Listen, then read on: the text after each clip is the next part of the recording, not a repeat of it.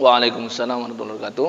Ini kejadian yang memang banyak terjadi di masyarakat ya. Mungkin di antara kita ada yang mengalami hal seperti ini ketika pasangan kita juga ikut bekerja. Ya, bagi para bapak ya dan bagi para suami, coba diperhatikan tentang hal ini. Yang bisa kita lihat berkaitan dengan wanita karir, ya, hukum asal perempuan, ya, itu memang asalnya lebih banyak berada di rumah dibandingkan berada di luar. Kenapa? Karena Nabi Shallallahu Alaihi Wasallam sudah sampaikan tentang perempuan. Perempuan itu adalah fitnah. Asalnya ini hukum asal ya. Perempuan itu asalnya adalah fitnah. Fitnah itu bisa mendorong terjadinya kerusakan. Bukan yang dimaksud fitnah dalam pemahaman dalam bahasa Indonesia ya, yaitu menuduh orang lain perbuatan yang tidak dia lakukan, bukan. Fitnah itu adalah kerusakan. Ketika Nabi sampaikan perempuan itu adalah fitnah, maksudnya perempuan itu berpotensi besar membuat kerusakan. Maka Nabi Shallallahu Alaihi Wasallam diberikan oleh Allah Subhanahu Wa Taala arahan tentang istri-istri beliau, waqarna fi buyutikunna, hendaklah para istri-istri Nabi itu berada di rumahnya. Ini maksudnya hukum asalnya lebih sering berada di rumah. Kalau ada di luar berarti sedang ada hajat dan keperluan atau sedang ada darurat. Ini kita lihat dulu ya. Kemudian asal pekerjaan itu dibebankan kepada siapa? Kepada istri atau suami? Pada suami. Ketika Allah Subhanahu wa taala turunkan dalam surah An-Nisa ayat 34, "Ar-rijalu qawwamuna 'alan nisa'i bima faddalallahu ba'dahum 'ala ba'd wa bima anfaqu min amwalihim." Laki-laki memang sudah Allah jadikan di atas perempuan. Kenapa? Bima faddalallahu ba'dahum 'ala ba'd. Karena Allah memang sudah berikan karunia laki-laki itu di atas perempuan, dan yang kedua disebabkan karena bima anfaqu min amwalihim, karena laki-laki memberikan nafkah kepada istri dan kepada anak. Dari ayat ini menunjukkan hukum asal yang mencari pekerjaan itu adalah laki-laki, dan perempuan itu asalnya berada di rumah. Nah, sekarang pertanyaannya, bagaimana dengan kebanyakan para wanita saat ini yang berubah menjadi wanita karir? Apakah ini menjadi suatu dosa dan kesalahan? Tadi ini hukum umum. Apakah ada pengkhususnya? Setiap yang umum biasanya akan kita temukan dalam syariat Islam ada yang mengkhususkannya. Coba misalkan kita lihat ada satu kisah yang menarik tentang perempuan yang bekerja, dan itu diabadikan kisahnya di dalam Al-Quran ya.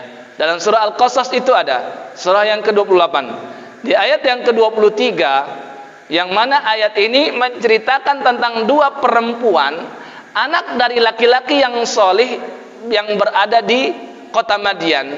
Sebagian mufasir mengatakan dua orang ini adalah anaknya Nabi Syuaib, karena Nabi Syuaib itu diutus kepada kaum Madian. Bunyi ayatnya seperti ini, walamma warada ma'a madyana wajada 'alaihi ummatan minan nasi yasqun. Kisahnya itu tentang Nabi Musa. Nabi Musa datang ke kota Madian, kabur dari siapa?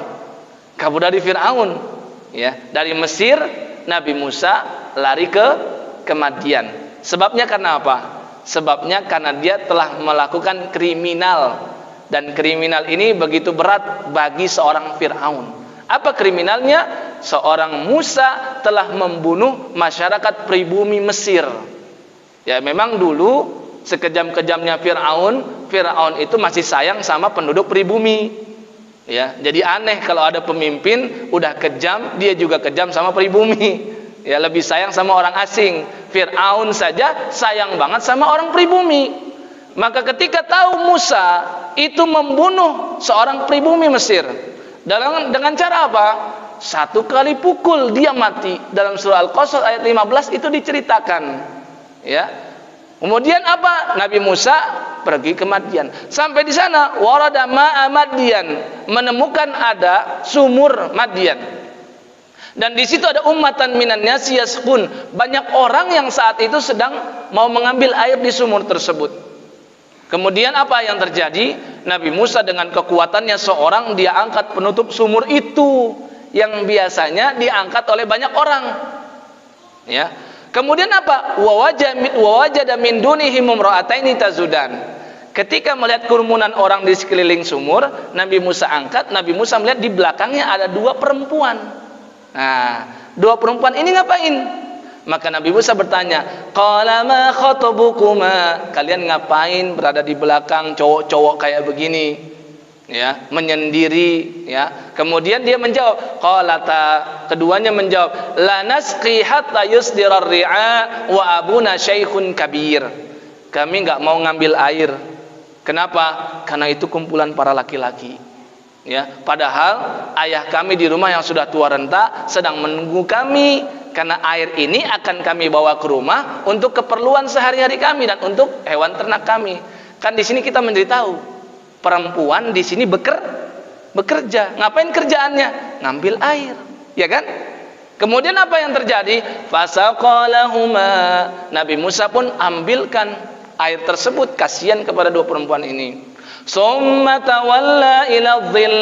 Kemudian setelah diberikan kepada kedua perempuan itu, Nabi Musa tidak menunggu terima kasih dari mereka. Nabi Musa berpaling dan berteduh di sebuah pohon, karena dia pun juga baru saja melewati perjalanan panjang, berjalan kaki, kehausan dan kelaparan. Maka Nabi Musa berdoa, Rabbi inni lima anzalta ilayya min khairin faqir.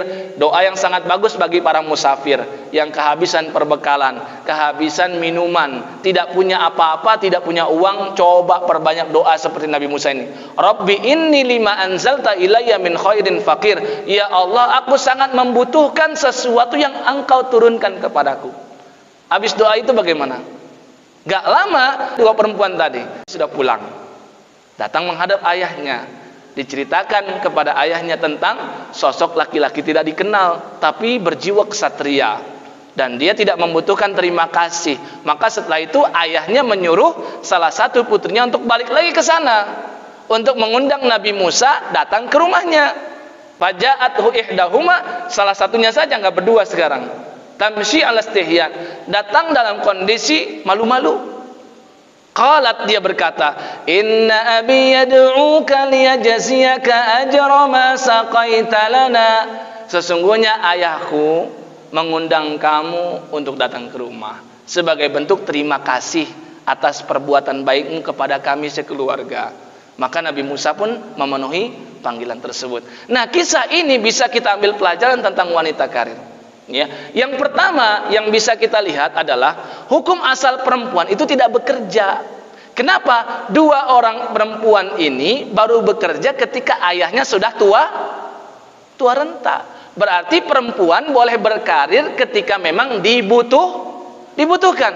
Kalau suaminya sudah bekerja dan dengan pekerjaan suaminya sudah cukup, maka seharusnya perempuan nggak perlu bekerja.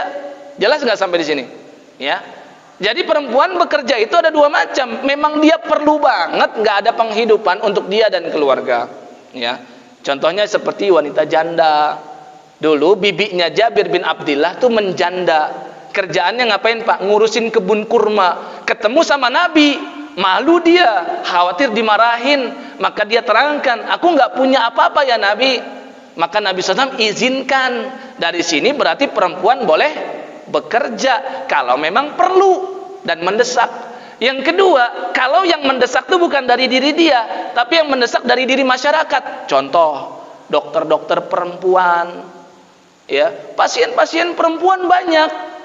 Dan kalau yang ngurus semuanya dokter laki-laki, maka akan terjadi mudorot. Ya, kita tahu terjadi kedaruratan, tapi bagaimana supaya yang terbaik? Maka harus ada juga dokter-dokter perempuan. Apalagi masalah bedah, apalagi masalah sunat misalkan, apalagi masalah melahirkan. Maka kan hal ini menuntut adanya dokter bidan dari kalangan perempuan. Maka wanita itu bisa bekerja pertama kalau memang dibutuhkan dan kebutuhan mendesak dari diri pribadi dan keluarga, ataupun yang mendesaknya adalah masyarakat. Yang kedua dari ayat ini bisa kita katakan, wanita itu boleh bekerja kalau pekerjaannya sesuai dengan tabiat dia. Kenapa?